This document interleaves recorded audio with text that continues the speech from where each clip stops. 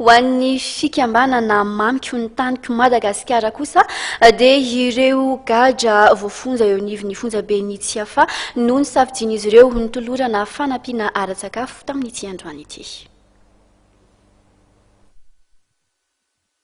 Gadra politika misy 10 tao amin'ny fonja be ny Tsiafa no notoloran'ny fikambanana mamiko ny taniko Madagasikara na MTM fanampiana ara-tsakafo no izao fahatongavan'ny datim-pahatsiarovana ny 27 marsa izao. Anisan'ireo gadra politika nahazo fanampiana ireo ny Général Nawel, ny Colonel Kotits, ny Colonel Andrenja Fremont na ihany koa ny Lieutenant Tombo. Raha ny fantatra moa dia salama tsara avokoa izy ireo amin'izao fotoana izao. Androany moa zany ny fikambanana mamiko ny taniko Madagasikara dia tonga eto amin'ny fonjan'ny Tsiafa.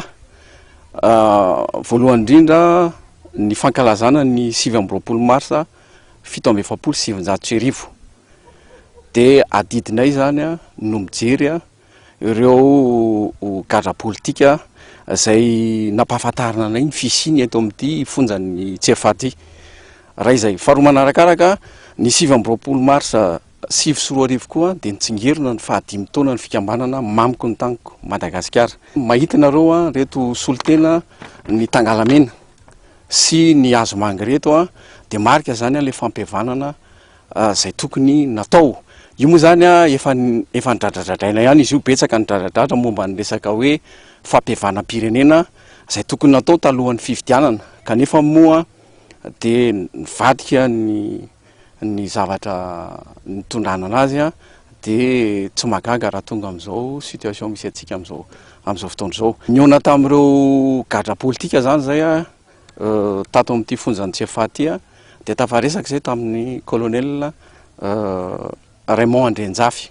Nanazava moa zany izy fa salama tsara ny gadra politika namany izay tsy azony atao moa zany nijery rehetra fa solitena fotsiny ihany no niona taminay teo dia zava-dehibe zany zay ampitainay andreo fianakaviany izay tsy afaka namonjy taty tamin'izao 27 marsa 2024 izao.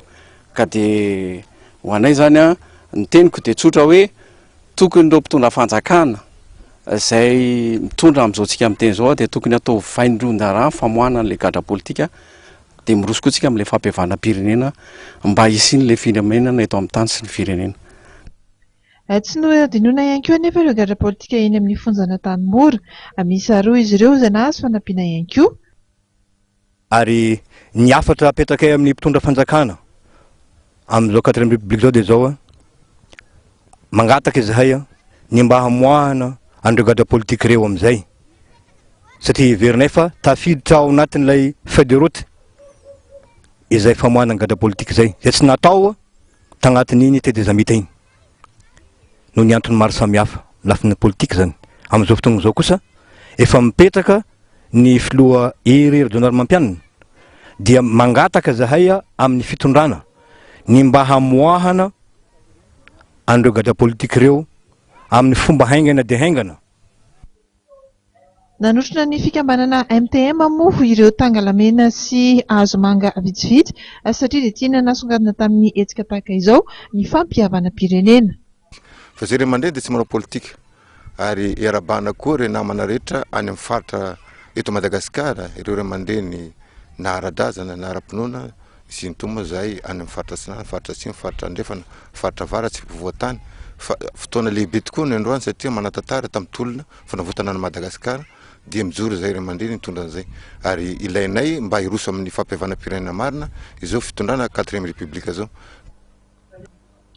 Feno 5 taona tamin'ity androany 27 marsa 2024 ity ny fikambanana mamiko ny taniko Madagasikara. Nametraka havatra izy ireo ny tokony hamoahana amin'izay ireo gadra politika eto amintsika.